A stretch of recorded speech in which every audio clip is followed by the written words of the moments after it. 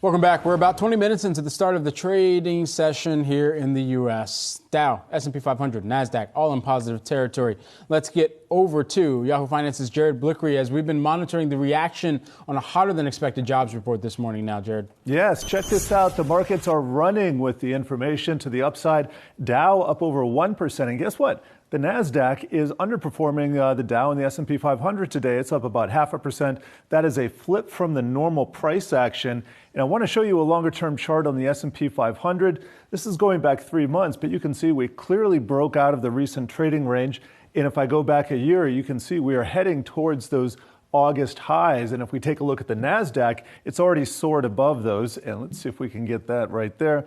Well, there you go. Actually, just about equaling those. So interesting to see that going on. Want to show you what's happening in volatility with the VIX.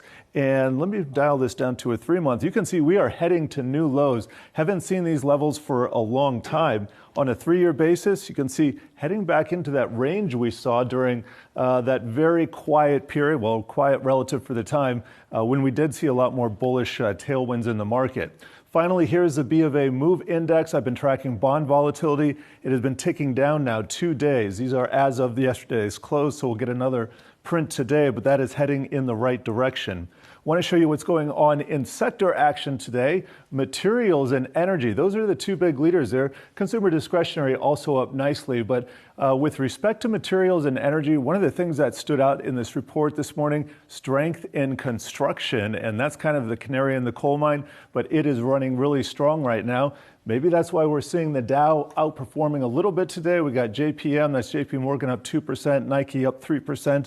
I do want to hit China, so got to segue to this real quick. We are seeing a big rebound in a lot of these shares. We know that they have been depressed recently. Chinese government bending over backwards to try and support the property sector right now. But that big reopening that we saw earlier in the year really hasn't materialized just yet. So they're feeding that and trying to stabilize the situation. At what point do they really consider devaluing the yuan? Because that has been heading in the direction of a weakening Chinese currency here. If I can just show this, this is the last thing I want to show.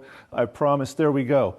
Let me just put this on a line chart. So the direction up here, that means the US dollar is strengthening. The yuan is weakening. In the past, this is one of the escape valves, one of the release valves for the Chinese government. And if we do surpass these levels from 2018, 2019, I think that would be a huge deal because, look, the trend is toward more volatility, at least on a technical analysis basis, for the yuan. So we'll have to see how that evolves, guys. Jared, thanks a lot. Interesting stuff.